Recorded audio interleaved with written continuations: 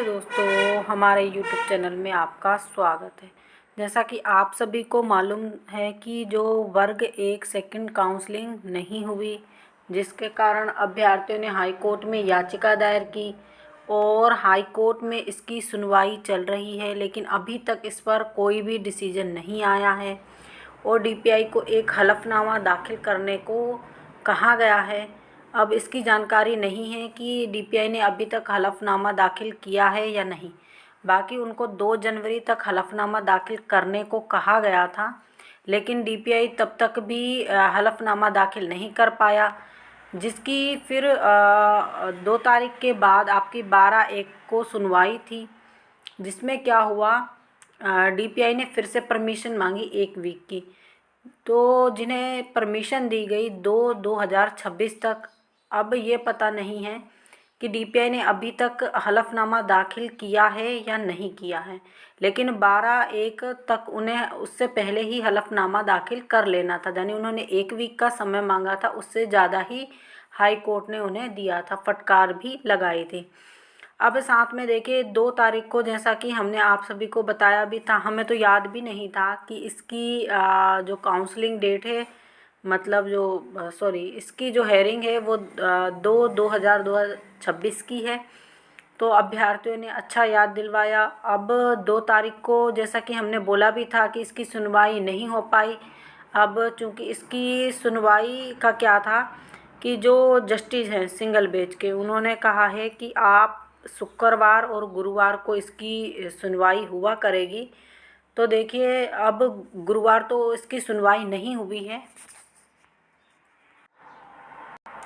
जैसा कि हमने बोला भी था कि गुरुवार शुक्रवार को इसकी सुनवाई हुआ करेगी, मतलब जो जस्टिस है उन्होंने कहा है कि अब जो बहस की, यानी जो अपने तर्क वितर्क करने की और अपने तथ्य रखने की और अपनी बात को स्पष्ट करने की पेशी हुआ करेगी, वो अब आपकी गुरुवार और शुक्रवार को हुआ करेगी। तो गुरुवार को तो इस पर कोई भी पेशी नहीं हुई, मतलब जो हेयरिंग थी आपकी, जिसको पेशी बोला जाता है सिंपल नॉर्मल भाषा में, वो नहीं हुई। बाकी इसकी 6/2/2026 को डेट लगी है, जो आज है, और आज इसकी हेयरिंग होना है।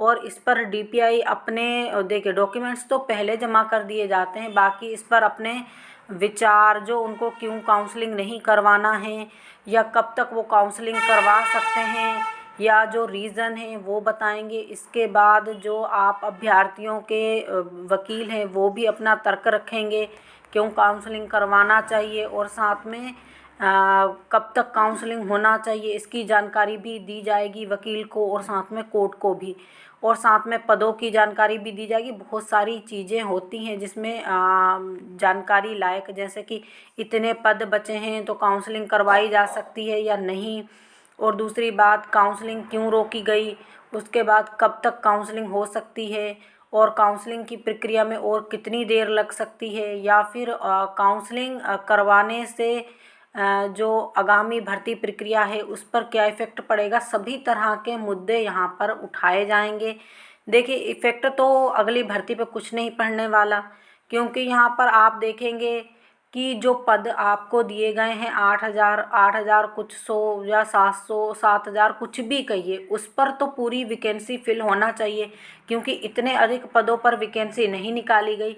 अभी भी 55,000 पद खाली हैं। 3,000 अगर समथिंग मानकर चलिए आप भर्ती हुई है, तो अभी भी 5500 पद खाली हैं। तो 5500 पर अगर चॉइस भी सेकंड काउंसलिंग करवाई जाए तो काफ़ी अभ्यर्थियों की वेटिंग क्लियर होगी। बाकी विभाग तरह तरह के नाटक नौटंकी करता ही रहता है। अब देखिए आज विभाग अपनी क्या बात उस पर रखता है। और दूसरी बात, जैसा कि विभाग बोलता है कि डिवीज़न वाला केस है या फिर पूरक चयन परीक्षा के लिए है, तो इस पर भी मुद्दा उठाया जाएगा विभाग की तरफ से, क्योंकि अभ्यर्थियों की तरफ से तो सीधा है कि सेकंड काउंसलिंग करवाई जाए, इतने अधिक पद बचे हैं। बाकी जो भी जवाब देना है वो विभाग देगा, क्योंकि विभाग अभ्यर्थियों को अगर सीधे मुंह जवाब दे देता तो आज ये नौबत ना आती। विभाग अपनी परेशानी बताता या कुछ बताता तो अभ्यर्थियों को ये परेशानी ना आती। दूसरी बात, अब आगे आने वाला समय बताएगा कि सेकंड काउंसलिंग होगी या नहीं होगी। तो इसी प्रकार की जानकारी के लिए हमारे साथ जुड़े रहिए। जो लोग हमारे चैनल पर पहली बार विजिट कर रहे हैं, प्लीज़ चैनल को सब्सक्राइब कर लीजिए। अब दूसरी बात, आज ही हेयरिंग है, तो आज सुनवाई भी हो सकती है, फैसला भी आ सकता है, कुछ भी हो सकता है। और जैसे ही इस पर जो भी जानकारी होगी हम डाल देंगे।